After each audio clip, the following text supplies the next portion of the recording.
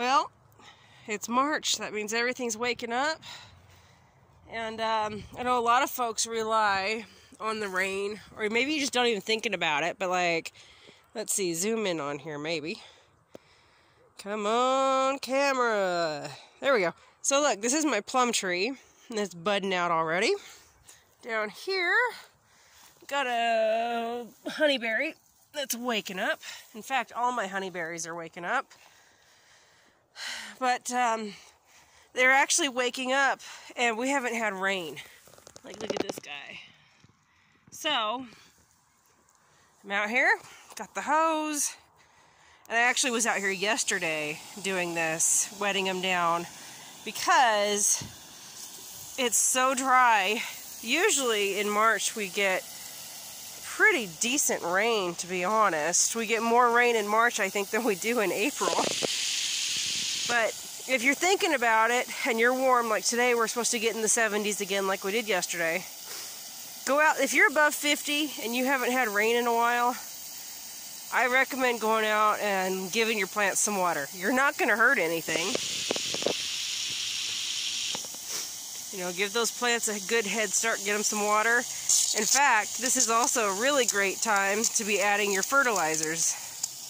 Fertilizers that we like using are the fish-based and the kelp-based fertilizers for our plants. I'm also going around and spreading goat manure, rabbit manure, chicken manure around the different plants. Now, remember, if you're using chicken manure, it's high in nitrogen.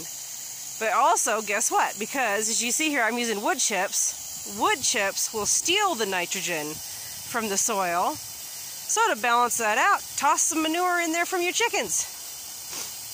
You just kind of got to watch it real good, but toss some of that in there, and you can balance it out pretty well. You just got to keep an eye on it.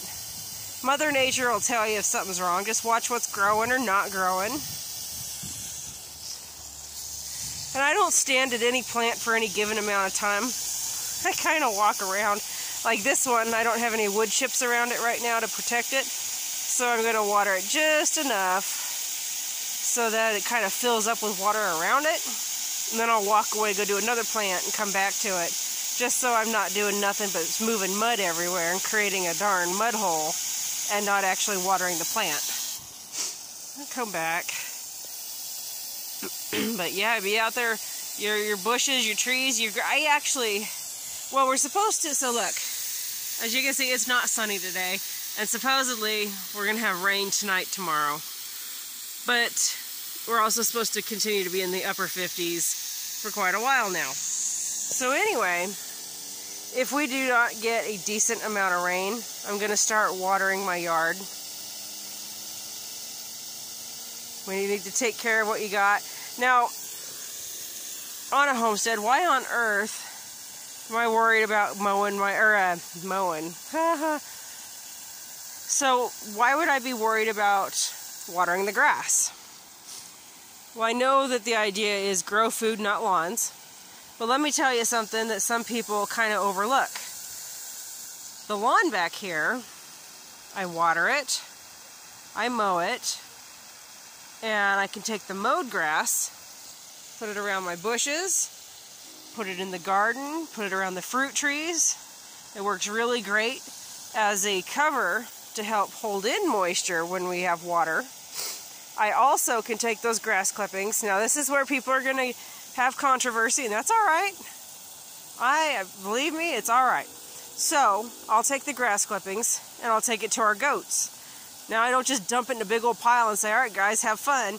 We actually go out and we spread it out in lines and then kind of rake it out, and it'll dry, and they can pick at it like dry hay in a way.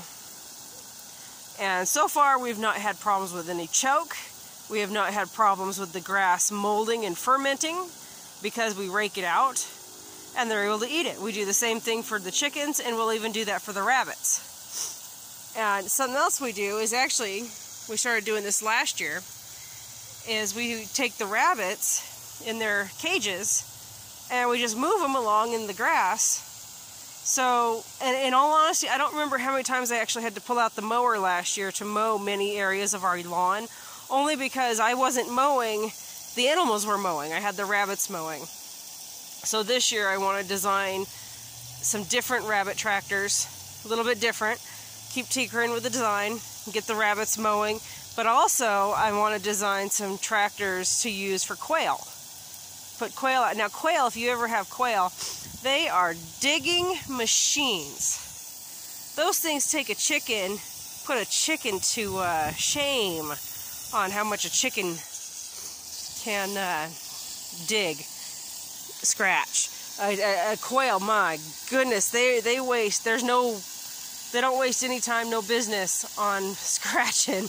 They are scratching machines. So anyway, I want to take and probably elevate it on like 2x2s, so it's just above the soil, the grass. That way they can go along. They eat grass just like any other poultry does, and they can kind of reach if there's some bugs within the grass. Anyway, this is a working theory, so you know, I'm sure I'll have my own kinks to work out.